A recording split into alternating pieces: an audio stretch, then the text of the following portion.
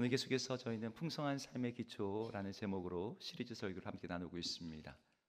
우리가 풍성한 삶, 그리스도 안에 이 풍성한 삶을 누리는데 필요한 것이 있다면 오직 복음 하나죠.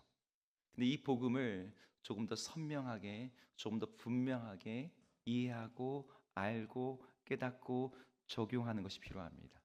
그 일에 있어서 우리는 복음 바깥에 있었던 상태, 다른 말로 하면 그리스도 밖에 있던 죄인된 우리는 어떠했는지를 우리는 대조적으로 볼 필요가 있습니다. 많은 그리스도인들이 예수를 믿는 기쁨과 구원의 감격을 잃어버리는 이유는 크게 세 가지, 시간적인 차원에서는 세 가지가 있다고 해요. 근데 제일 원초적인 문제는 과거의 문제입니다. 과거에 내가 어떤 존재였는지를 잊어버리는 거죠.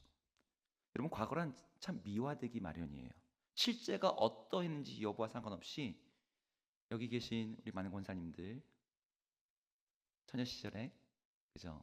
따라다니는 남자가 엄청 많으셨죠, 그죠? 그리고 네, 미스 코리아 뺨치게. 사진 보면 다 그러세요, 정말. 안 예쁜 분이 안 계세요.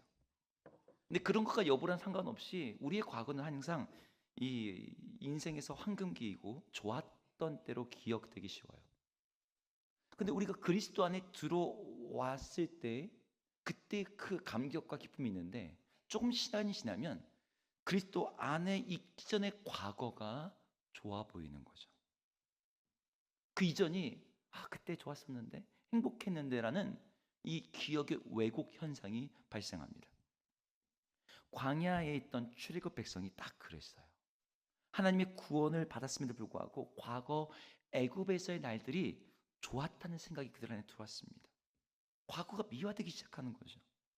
하나님은 그들의 과거가 그들의 생각 속에서 왜곡될 수 있음을 아셨고, 그래서 시간 속에 그 과거의 분명한 사건들을 기억하도록 절기를 정하셨어요. 하나님의 이스라엘 백성들이 애굽을 나오는 절기가 어떤 절기죠? 예, 유월절입니다. 근데 유월절 하나 가지고는 이 과거에 대한 이 기억이 미화될까 봐 연속되는 또 다른 절기 하나를 같이 붙여 놓으셨어요. 그 절기가 무교절입니다. 이때는 일주일의 절기 동안 누룩이 들어가 부풀어 있는 어떤 빵도 먹어서는 안 돼요. 누룩이 있는 거 먹지 않습니다. 그래서 무교예요. 누룩교자 없을 무자. 이때 이 누룩이 없는 빵을 먹으면서 두 가지를 기억하게 하셨습니다. 하나는 애굽에서 너희가 당했던 고난과 고통을 기억하라. 그래서 이 무교병을 신명기 16장 3절에서는 뭐라고 부르냐면 고난의 떡이라고 부릅니다. 무교병은 고난의 떡인 거예요. 그걸 먹으면서 그래, 이 맛없는 떡, 우리가 옛날에 그런 떡 먹었지. 예. 또 하나, 이 구원이 하나님께서 우리를 구원하신 일이 얼마나 갑작스럽게 일어났는지, 빵에다가 이스트를 넣어서 부풀게 오르게 할 시간조차 없을 정도로 하나님의 구원이 신속하게 일어났다. 이걸 기억하는 거죠. 그래서 현대 이스라엘 유대인들은 지금도 이 무교절을 지낼 때 물과 밀가루로만 반죽을 할 때 이걸 오븐에 넣어서 구워야 되잖아요. 근데 18분을 넘기면 안 돼요. 그러면 그건 무교절 빵이 아닌 거죠. 빨리 만들어야 돼요. 이때 하나님이 이 무교절을 지키면서 백성들에게 아주 엄중한 말씀을 하나 하셨어요.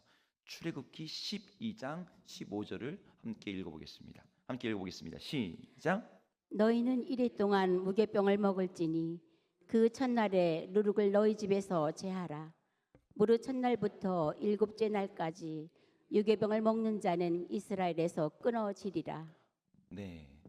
아니, 빵 하나 누룩 들어있는 거 먹었다고 하나님 이스라엘에서 끊어진다. 이것은 그냥 무슨 뜻입니까? 넌 내 백성 아니야. 이런 뜻이에요. 하나님의 백성에서부터 떨어진다는 거예요. 이 말을 반대로 하면 하나님의 백성이 된 사람들은 반드시 이걸 기억하고 기념해야 된다. 뭘 기억하고 기념하는 거예요? 무교절이 너희들에게 요구하는 두 가지. 하나, 과거에 애굽에서의 삶이 어떠했는지를 너희는 반드시 기억해야 된다. 그리고 하나님께서 너희를 어떻게 신속히 구원하시는지를 기억해야 된다. 그런데 정작 출애굽을 한 이스라엘 백성들은 광야에서 이 무교절이 요구하는 정신과는 정반대의 모습을 살았습니다. 광야에서 이들의 머릿속에는 뭐만 있었냐면 우리가 애굽에서 노예 생활할 때 그때 정말 고난과 고생을 많이 했는데를 기억하지 않고 그래서 우리 맛있는 거 먹었었는데 이것만 생각이 나는 거예요. 이들이 뭐라고 말했는지 한번 읽어보겠습니다. 민수기 11장 5절 6절인데요. 광야에 있던 백성들이 항상 하는 말이었어요. 읽겠습니다. 시작. 우리가 애굽에 있을 때에는 값없이 생선과 오이와 참외와 부추와 파와 마늘들을 먹은 것이 생각나거늘 이제는 우리의 기력이 다하여 이 만나 외에는 보이는 것이 아무것이 없도다 하니. 네, 여기서 애굽의 음식들이 언급이 됩니다. 생선, 오이, 참외, 부추, 파, 마늘이 생각난다는 거예요. 애굽에 있을 땐 그거 먹었었는데. 근데 그 앞에 어떤 말이 붙어 있어요? 값없이라는 말이 붙어 있습니다. 공짜로 먹었대요. 마음껏 먹었대요. 여러분 이 사람들의 말처럼 뷔페에서 마음껏 좋은 음식 매일 먹었다 이런 뜻일까요? 그러니까 오늘 매일 먹는 만나가 좀 불평이 나올 수 있겠죠. 근데 이 말은 거짓말이죠. 그들은 그곳에서 노역을 해야 됐어요. 감당할 수 없을 정도로 아주 높은 강도의 힘든 노동과 이 일들이 그들의 어깨에 짊어져 있고 그걸 해내지 못하면 채찍질을 당했습니다. 자녀가 태어나면 그 자녀가 남자의 경우는 나일강에 던져서 악어밥이 되도록 자기 자식을 죽여야 했어요. 그곳에서 매일 부르짖으면서 하나님 이 지옥 같은 우리의 삶에서 우리를 구원해 주십시오 그렇게 외쳤었습니다. 그런데 광야로 딱 나오니까 그것들은 생각이 안 나는 거예요. 뭐가 생각이 나요? 거기서 나일강에서 막 걷어올린 그 생선 맛있었는데. 여러분 교회 안에 들어와도 그런 분 있지 않습니까? 교회 다니니까 이거 술 먹기도 쉽지 않고 옛날에 진짜 꼼장어에다가 세주 한 잔이면 진짜 참. 여러분 애굽에 있을 때 그들이 그거 먹었겠죠. 야채 먹었습니다. 생선 먹었어요. 양념들 먹었겠죠. 광야보다 더 좋은 것 먹었던 것 인정할 수 있습니다. 하지만 그것이 그들의 생활 수준이 좋았다, 그들의 삶의 질이 높았다라는 것을 말해주는 건 아니에요. 그것은 그들의 피와 땀과 눈물을 흘리며 그의 인생 전체가 노예로 살았으며 그의 자녀들이 죽었으며 그 비참함에 이거는 비교할 수 없는 거죠. 그건 기억하지 못하면서 그때 먹었는 마늘이 정말 아주 싱싱하고 맛있었는데 과거로 돌아가고 싶어하는 거예요. 그런데 우리들 안에도 많은 그리스도인들 안에도 이런 것들이 있습니다. 그리스도 안에서 우리에게 주어진 기쁨과 감격을 누리지 못하는 데는 그리스도 안에 들어오기 전 그 바깥에 있을 때의 과거가 어떠했는지를 잊어버리는 거예요. 그때 우리의 삶이 어땠는지, 우리의 존재가 어땠는지, 우리의 운명이 어떠했는지를 망각해버리고 그때 좋았던 몇 가지. 그래서 우리는 우리 과거를 그리스도 바깥에 있는 우리들이 어떠한 존재를 분명하게 알아야 되는 거죠. 오늘 우리가 읽은 본문은 그리스도 바깥에 있던 사람들이 어떠한 상태였는지를 이야기해주고 있습니다. 오늘 1절이 그 첫 번째를 보여주고 있는데요. 1절을 함께 읽어보겠습니다. 읽겠습니다. 시작. 그는 허물과 죄로 죽었던 너희를 살리셨도다. 네, 첫째로 그리스도 밖에 있는 자들의 특징은 무엇이냐면 죽었다는 거예요. 허물과 죄로 죽었던 존재. 우리 종종 전도할 때 죽어가는 영혼들을 구원해야 된다는 말을 해요.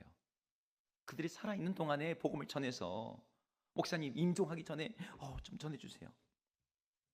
근데 여러분 이 표현은 틀린 표현입니다. 왜요? 그들의 영혼은 죽어가는 게 아니라 죽어 있기 때문이에요. 오히려 그들의 몸이 죽어가고 있는 거지 그들의 영혼은 이미 하나님 앞에서 죽어 있는 상태입니다. 오늘 본문도 그걸 얘기하죠. 죄와 허물로 인해 그들이 죽었다. 죽어간다가 아닌 거예요. 죽었어요. 성경은 죽음을 크게 세 가지 차원으로 얘기합니다. 하나는 영의 죽음, 또 하나는 육체의 죽음은, 세 번째는 영원한 죽음이에요. 보통 사람들이 말하는 죽음은 두 번째, 육체의 죽음이죠. 하지만 성경이 강조하고 있는, 중시하는 죽음은 영의 죽음입니다. 왜냐하면 이것이 하나님이 사람에게 주신 생명의 본질을 담고 있기 때문이에요. 종종 병원에서는 뇌사자들이 발생합니다. 가족들에게 의사가 설명을 해요. 뇌파가 전혀 없고 회복될 가능성이 없습니다. 그래서 사망하셨습니다. 근데 가족들 입장에서 받아들이기 어려워요. 심장이 뛰고 있거든요. 아직 체온이 있거든요. 인공호흡기를 부착해 놓긴 했지만 숨을 쉬고 있으니까 죽었다라고 인정하기가 어려운 거예요. 내 사랑하는 가족이 죽었다고요? 아직 심장이 뛰잖아요. 근데 의사는 뇌사자라고 판정을 합니다. 뇌 활동이 정지되었다는 거예요. 심장이 뛰고 있어도 자발 호흡이 불가능하고 스스로 생명을 유지할 수 없습니다. 지금 살아있는 것처럼 보여도 사실 죽어 있는 겁니다. 뇌사자는 실제로 그렇습니다. 가족과 어떤 대화도 할 수 없어요. 어떤 소통, 인격적 관계 맺을 수 없습니다. 좋은 음식 먹을 수도 없고 나들이도 갈 수도 없고 도란도란 대화를 나눌 수도 없어요. 이게 그리스도 바깥에 있던 사람들의 상태입니다. 우리는 하나님에 대해서 영적으로 죽었던 존재들이에요. 하나님의 음성을 들을 수도 없고 하나님과 기도할 대화할 수도 없어요. 하나님 나라를 꿈꿀 수도 없어요. 하나님 나라 위해 살 수도 없어요. 하나님 앞에 어떤 선한 일도 가치 있는 삶도 살 수 없습니다. 우리 인생은 아무 의미 없는, 이미 죽어 있는 그런 상태인 거죠. 이게 그리스도 밖에 있는 모든 사람들의 상태입니다. 그런 우리가 그리스도로 말미암아 살아나게 된 거예요. 이제는 고전이 돼버린 영화, 벌써 20년이 넘었더라고요. 스티븐 스필버그 감독의 라이언 1번 구하기라는 영화가 있습니다. 이 영화에 2차 세계대전에 미국의 한 가정에서 자기 아들들 사형제를 참전을 시킨 거예요. 근데 이 아들들이 한꺼번에 지원을 하니까 이 미군에서도 이거 좀 부담되는데, 그래서 혹시나 한꺼번에 죽으면 안 되니까 이 부대를 다 딴 데 보내요. 한 명은 그 태평양 전선에, 한 명은 저기 다 보내는데 이 전사 통지서를 타이핑하던 한 사람이 알게 됩니다. 방금 나왔던 이름인데? 라이언. 첫째 형, 둘째 형, 셋째 형이 다 전사한 거예요. 각각 다른 전장에서. 그 전사 통지서를 부모님에게 보내야 되는 이 군 당국자 입장에서 이건 너무너무 나라를 위해서 너무 헌신한데 그 부모에게 이건 정말 못 쓸 수 있잖아요. 근데 한 명 아들이 아직 살아있어. 그래서 그 아들이라도 당장 그 가족의 품에 돌려보내야겠다. 그 아들 이름이 라이언, 막내 라이언입니다. 그래서 특공대를 조직해서 이 노르망디 상륙작전이 일어난 그 근처에 그 아들이 있는데 이제 그들을 구출하기 위해서 특공대를 보내요. 8명의 특공대를 보냈는데 한 명을 구출하기 위해서 그 8명이 나갔는데 그 중에 6명이 죽습니다. 네. 한 명을 구하기 위해 6명의 목숨을 대신 치른 거죠. 그때 이 부대를 이끌었던 밀러데이가 그 라이언 일병한테 마지막 이렇게 얘기를 해요. 꼭 살아서 돌아가서 잘 살아야 된다. 그리고 영화 마지막에는 이제 늙은 노인이 된 라이언이 그 밀러 대위의 묘지 앞에 와서 당신이 말한 대로 그렇게 살았다고 눈물로 말하는 것으로 영화가 끝나요. 내가 죽을 뻔했는데 누가 살려줬다. 그것도 6명이나 되는 사람이 목숨을 바쳐서 날 살려줬다. 그럼 여러분 그 은혜를 잊을 수 있습니까? 그 생명을 허투루 쓸 수가 있겠습니까? 그 다른 6명은 그들이 집안에서 얼마나 귀한 아들들이었겠어요. 자기 한 명 살리겠다고 6명이 대신 죽었어요. 근데 우리는 어떻죠? 우리들은 그냥 죽을 뻔했던 존재가 아니라 죽었던 존재예요. 그런 우리를 살려내셨어요. 어떻게 해요? 8명의 특공대, 6명의 희생보다 더 큰 희생으로 하나님의 아들이 직접 이 땅에 오셔서 우리를 위해서 죽으심으로 우리를 살려내셨습니다. 예수 그리스도의 심장을 우리에게 이식하셨고 예수 그리스도의 그 보혈의 피를 우리에게 수혈하셨어요. 그렇게 우리의 생명을 주님께서 살려내셨습니다. 우리가 그리스도 바깥에서 죽었던 자라는 것을 기억하고 그 죽었던 우리를 우리 하나님께서 자신의 아들의 생명으로 구원내셨다는 것을 기억함으로 말미암아 구원의 감격과 기쁨을 잃지 않는 여러분 되기를 주 이름으로 축복합니다. 죄인일 때 우리의 상태에 첫 번째가 죽었다라면 두 번째는 오늘 2절과 3절이 나옵니다. 함께 같이 2절 3절 읽어보겠습니다. 읽을까요? 시작. 그때 너희는 그 가운데서 행하여 이 세상 풍조를 따르고 공중의 권세 잡은 자를 따랐으니 곧 지금 불순종의 아들들 가운데서 역사하는 영이라. 전에는 우리도 그 가운데서 우리 육체의 욕심을 따라 지내며 육체와 마음에 원하는 것을 하여 다른 이들과 같이 본질상 진노의 자녀였더니. 네, 앞부분까지만 딱 하려고 했는데 여기 보면 그리스도 바깥에 있는 사람들이 따르는 세 가지가 나옵니다. 본문 한번 그대로 보여주세요. 뭘 따랐다고 나오죠? 첫 번째, 이 세상 풍조를 따르고, 두 번째, 공중의 권세 잡은 자를 따르고, 그리고 두 줄 밑에 들어가면 우리 육체의 욕심을 따라 지내며라고 되어 있습니다. 그러니까 그리스도 바깥에 있는 사람들은 뭔가를 따르고 있는 거예요. 뭘 따라요? 세상 풍조, 불순종하는 악한 영, 그리고 우리 육체의 욕심. 많은 사람들이 신앙생활에서 오해하고 있는 부분이 여기 있어요. 신앙생활 하기 전에는 자유롭게 살았었는데 교회를 다니다 보니까 뭐 이렇게 하지 말라는 게 많은지, 예전엔 자유롭게 놀고 다니고 친구들 만나서 술도 먹고 음주 가무도 하고 세상 즐길 거 마음껏 누리며 살았는데 이 교회 다니니까 하나의 벌레실 것 같고 잘못하다 지옥 갈 것 같고 마음대로 살 수가 없는 거죠. 내가 전도는 왜 받아가지고 이런 마음이 드는 사람들이 있어요.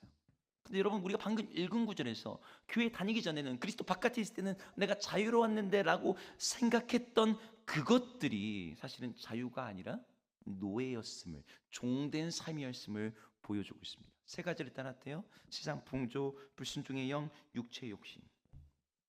우리 사람의 눈으로는 자유롭게 사는 것처럼 보이지만 사람들이 여기에 끌려다니고 있는 거예요. 노예적인 삶을 살고 있는 거예요. 여러분, 이걸 잘 보여주는 증상 중에 하나가 저는 중독이라고 생각합니다. 그것이 알코올 중독이든 마약 중독이든 어떤 형태의 중독이든 처음의 시작은 자기 자유와 의지로 시작하더라도 어느 지점을 넘어선 순간부터 자유를 잃게 돼요. 마약 중독자 100명이면 100명 다 동일하게 하는 말은요, 끊고 싶다는 거예요. 마약을 계속하는 이유가 여러분 쾌락 때문이라 생각하세요? 그거는 오산입니다. 처음에는 쾌락 때문에 시작할 수 있는데요, 계속 하게 되는 거예요. 내 몸이 상하는 걸 알면서도 하지 않으면 금단 현상이 일어나거든요. 그 금단 현상은 몸의 이상 반응으로 나타납니다. 몸이 간지럽대요. 간지러운데 피부가 간지러운 게 아니라 살갗 속에 간지러움이 있대요. 그래서 손톱으로 다 긁어내고 싶은데 피를 팍팍 긁어도 그 간지러움이 안 사라져요. 이 온몸이 간지러워서 견딜 수가 없어요. 근데 이걸 갖다가 없앨 수 있는 유일한 방법은 다시 마약을 하는 거예요. 그걸 계속하면 죽는 것 알면서도 지금 당장의 그 고통과 그 심리적인 두려움과 압박감이 너무 커서 그걸 해야지 이제 살겠다 싶은 거죠. 이런 마약을 마음껏 할 수 있는 게 자유일까요? 아니죠. 한 번 하고 나면 그때부터 그 사람에게 진짜 자유는 사라집니다. 제가 직접 들은 얘기예요. 뽕, 마약 중에 그런 표현을 쓰는 마약이 있죠. 뽕나무, 뽕잎 칼국수, 오락실에서 들리는 뿅뿅뿅뿅, 이 단어만 들려도 그게 하고 싶은 마음이 든다. 마약 없이는 단 하루도 살 수 없고 마약 생각을 하지 않고는 생각 자체를 할 수 없는 그런 충동이 매일매일 일어나는 삶. 여러분, 이게 자유로운 삶입니까? 그리스도 바깥에 있는 삶은 내 맘대로 하는 삶이 아니에요. 죄악에 끌려가는 삶이죠. 내가 하기 싫어도 죄를 짓게 만들어요. 내 육체의 욕심이 끊임없이 나를 충동질해서 나의 삶을 이상한 데로 끌고 갑니다. 사람들이 하는 것, 유행하는 것, 이게 맞다고 말하는 거기에 발 못 맞추면 뒤처지는 것 같은 두려움이 있어 세상 풍조를 따라가게 돼요. 죄는 괜찮다고 주장하고 악을 선으로 바꿔버리는 그 불순종의 아들 가운데 역사하는 영, 마귀에 의해서 우리가 자꾸 밀려갑니다. 예차 우리 죄가 우리 안에 들어와서 만들어낸 육체의 욕심이라고 하는 우상이 우리를 그 앞에 계속 굴복시켜요. 이건 자유가 아니에요. 이건 노예의 삶이고 죽음과 사망으로 인도하는 삶이고 살아있어도 살아있지 않는 죽음이 일상화되어 있는 삶이에요. 그런데 마귀는 사람들을 속이는 거죠. 그게 자유야. 그게 좋은 거야. 그게 네 마음대로 사는 거야. 그런 삶이 멋진 인생이 최고인 거지. 죽음으로 끝나게 만들면서도 철저하게 죄의 종으로 살게 하면서도 그게 자유라고. 야, 너 생선 먹잖아, 생선. 마늘도 먹을 수 있잖아. 부추도 먹을 수 있고. 얼마나 좋아. 이 시대의 수많은 드라마와 영화 속에서 동성애를 굉장히 긍정적으로 미화하지 않습니까? 동성애자들 에이즈 발병률이 얼마나 높은지 아세요? 절반이 넘어요. 그 사람들이 동성애 에이즈 걸려서 HIV 바이러스 복균자가 됩니다. 그러면 몸이 어떻게 돼요? 면역 기능이 다 없어지는 거예요. 면역 기능을 할 수가 없어요. 감기 하나 걸려도 몸이 망가집니다. 온몸에서 반점이 생기고 뭐가 생겨서 그렇게 비참하게 죽으면서도 나는 내 인생을 살았어. 나는 멋진 인생을 살았어. 라고 착각하게 만들어요. 교회 안에 있는 그리스도인들에게도요, 마귀는 비슷한 거짓말을 합니다. 야, 너 예수 믿으니까 교회 다니니까 피곤하지 않냐? 힘들지 않냐? 자유가 없고 모든 게 불편하지 않냐? 하라는 거 왜 이렇게 많어? 못하는 거 더 많고. 야, 예수 믿는 거 짐이고 스트레스고 어려움이야. 아니요, 거짓말입니다. 복음이 우리에게 주는 가장 큰 선물이 있다면 첫 번째는 그것은 생명이라면 두 번째는 자유예요. 성경에서 자유를 갖다가 그리스도인의 자유의 대헌장이라고 불리는 성경이 있는데 갈라디아서입니다. 갈라디아 교회를 향해서 바울이 편지를 하면서 이 자유를 빼앗으려고 하는 거짓된 가르침을 대적합니다. 갈라디아서에는요, 인사말이 없어요. 그리스도의 평안이 어떤 말이 없습니다. 시작하면서부터 다른 복음을 전한 자는 저주를 받을지니. 아주 무섭게 시작됩니다. 근데 거기 왜 그렇게 말을 시작합니까? 갈라디아서 2장 4절에서 이렇게 말합니다. 이는 가만히 들어온 거짓 형제들 때문이라. 그들이 가만히 들어온 것은 그리스도 예수 안에서 우리가 가진 자유를 엿보고 우리를 종으로 삼고자 한다. 예수를 믿고 있는데도 종이 될 수 있다는 거죠. 그 다음에서 뭐라고 얘기합니까? 우리에게 복음을 주신 예수 그리스도의 복음의 특징이 무엇이냐? 갈라디아서 5장 1절은 이렇게 말합니다. 같이 읽겠습니다. 갈라디아서 5장 1절 시작. 그리스도께서 우리를 자유롭게 하려고 자유를 주셨으니 그러므로 굳건하게 서서 다시는 종의 멍에를 매지 말라. 그리스도께서 우리에게 무엇을 주셨다 그래요? 자유를 주셨대요. 예수 그리스도를 믿음으로 말미암아 우리를 팔멸시키는 불순종의 영이 아니라 스스로 주구주절하면서 따라가는 육체의 욕심이 아니라 그 죄를 거부할 수 있는 불순종의 영을 갖다가 대적할 수 있는 선택, 자유가 우리 가운데 주어졌다는 거죠. 저희 3부 예배에 한 청년이 2달 전에 간증을 했습니다. 3부 예배 때 매달 첫 주에 간증을 하거든요. 청년들이 이제 올라와서 간증을 하는데 한 청년이 자기 간증을 했어요. 이 청년은 교회를 나온 지 아직 이제 1년 됐습니다. 근데 간증 시간에 놀라운 자기 얘기를 하는 거예요. 7년 동안 이 청년이 알코올 중독이었습니다. 그냥 술 좀 좋아했나 이 정도가 아니라 매일 소주를 4병씩 마셨답니다. 끊어보려고 애를 썼지만 끊을 수 없었어요. 병원에서 알코올성 치매 판정을 받았고 급성 간염으로 긴급히 응급실에 입원을 했습니다. 그런데도 끊어낼 수가 없는 거예요. 퇴근하면 편의점에 가서 그걸 사가지고 들어가지 않으면, 그걸 마시지 않으면 손이 떨리고, 청년이 작년 9월에 교회를 처음 나왔습니다. 하나님에 대한 믿음이 생겨나기 시작했어요.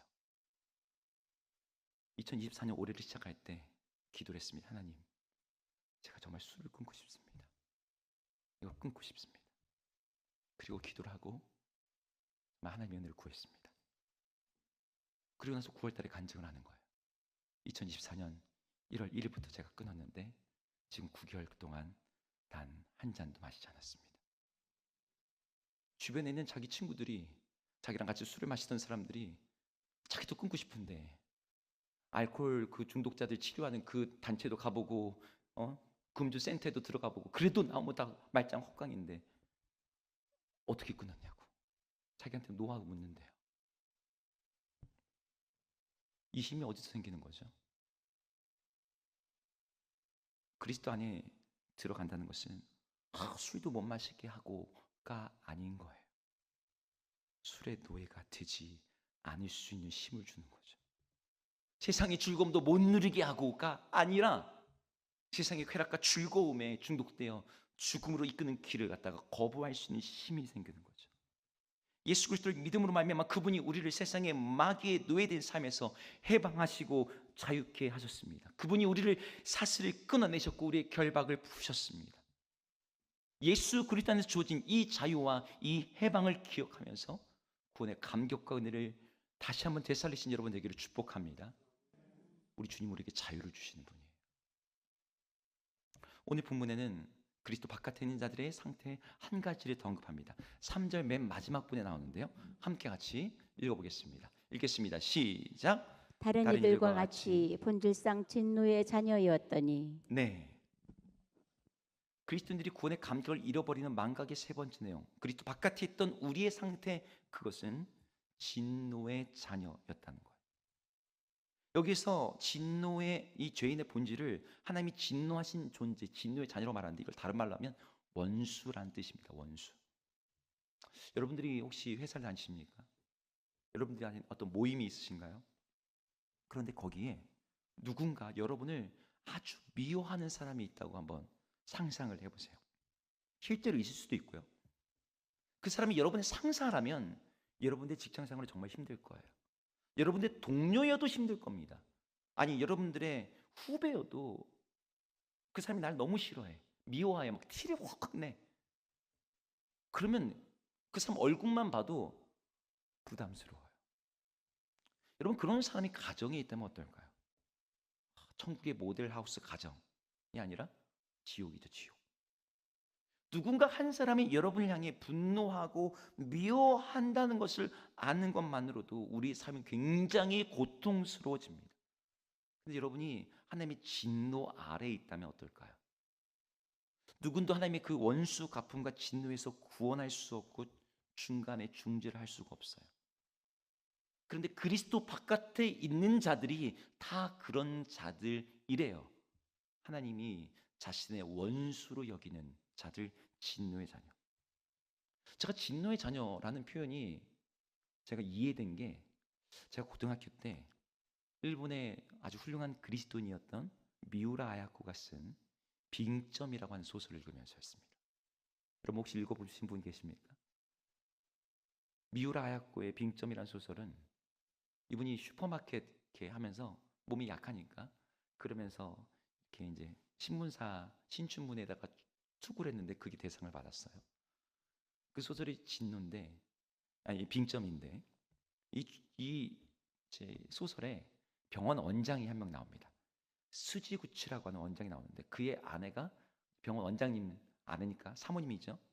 나세라는 이 아내가 병원의 한 젊은 의사와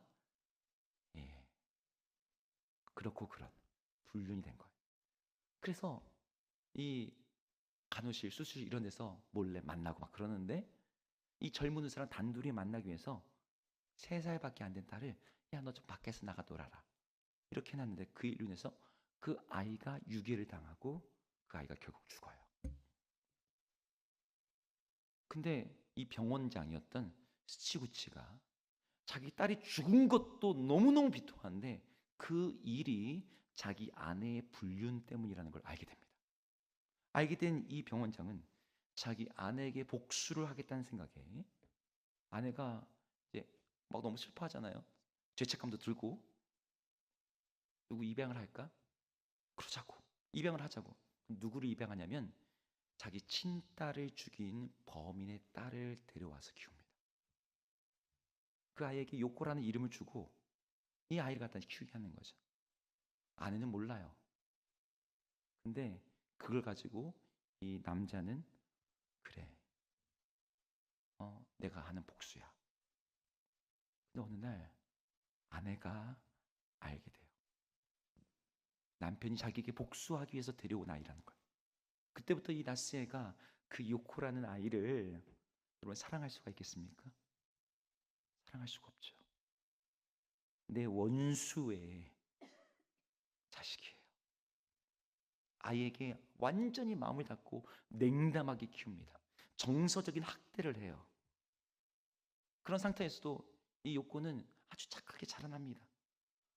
근데 명문가의 한 자제가 이 요코에게 청혼을 하게 되는데, 이제 상견례 같은 자리 있지 않습니까? 그 자리에서 법적으로는 자기 딸인데도 불구하고, 얘 내 딸 아니고 입양한 애인데 얘 아버지가 누군지 알아요? 내 친딸을 죽인 그 범죄자예요. 더러운 피가 흐르는 그걸 다 폭로해버리는 거예요. 공식적으로 자기 딸인데도 불구하고. 요코라는 이 아가씨는 자기가 입양된 줄은 알았지만 자기 아버지가 살인자인 줄 몰랐고, 그래서 이제 스스로 목숨을 끊으려고 합니다. 근데 그 마지막 장면에 이렇게 눈밭을 이렇게 걸어가는데, 요코는 되게 착한 그런 자매거든요. 근데 뒤를 돌아보는데 자기는 바르게 걸었다고 생각했던 눈밭의 그 길이 꾸부정꾸부정 되는 거예요. 아, 나의 인생도 이런 인생이구나. 근데 마지막에 이 딸의 정체가 밝혀져요. 이 딸의 친아버지가 그 유괴범이 아니었던 거예요. 자살을 시도했지만 마지막에 이 생명을 다시 회복하는 것으로 희망적인 이야기로 끝이 납니다. 전 이 소설이 복음이 뭔지를 보여주는 소설이라 생각해요. 제가 그걸 읽으면서 당시 이해하지 못했던 진노의 자녀가 무엇인지를 조금이나마 느낄 수 있었습니다. 한 가정에서 살아가긴 살아갔는데 온갖 미움과 저주 아래서 원수와 복수의 대상으로 길려진 아이, 정서적인 학대를 당하면서 사랑받지도 못하고 행복할 수도 없는 행복을 갖다가 그 부모가 다 막아버리잖아요. 그런 아이. 사실 우리들은 하나님 앞에서 그런 존재인 거죠. 뱀의 말을 듣고 선악과를 따먹고 하나님의 사랑을 배반하고 하나님이 만드신 아름다운 세상을 다 파괴하고 죄와 저주가 가득하게 만든 아담의 후손들이니까요. 하나님이 은혜를 베풀 수도 없고 하나님이 너 행복하게 살아야 돼 라고 복을 빌어줄 수도 없는 그런 대상이 바로 진노의 자녀들인 거예요. 죄인과 악인들에 대해서 하나님은 그들에게 분노하시고 냉담하시고, 그래서 하나님이 그들의 삶에 그냥 내버려 두세요. 죄가 그들을 스스로 파멸시킬 때까지. 근데 사람들은 하나님 없이 사는 것, 하나님의 관심 갖지 않는 삶이 얼마나 큰 고통이고 비참인지를 모르는 거죠. 고독하고 소외되고 막막하고 영혼의 깊은 공허감 가운데 있는데 원래 인생이 그런 거지 라고 생각합니다. 하나님이 그들을 관여치 않으시고 방치하시고 더러움 가운데 내버려 두시는데도 불구하고 죄를 지어서 죄악이 그들을 파멸로 이끌어도 원수가 그들의 삶과 마음을 마음대로 사용하고 유린해도 그 비참함과 참혹한 죄악 아래에서 신음하는 것을 인생은 원래 비극이야 라고 말을 하고 있는 거죠. 아닙니다. 원래 인생은 그런 게 아니에요. 하나님이 없기에 하나님의 시선 아래에서 진노의 자녀였던 모든 사람들이 바로 그러한 모습으로 사는 거예요. 하나님 없는 삶은 그 자체가 이미 심판입니다.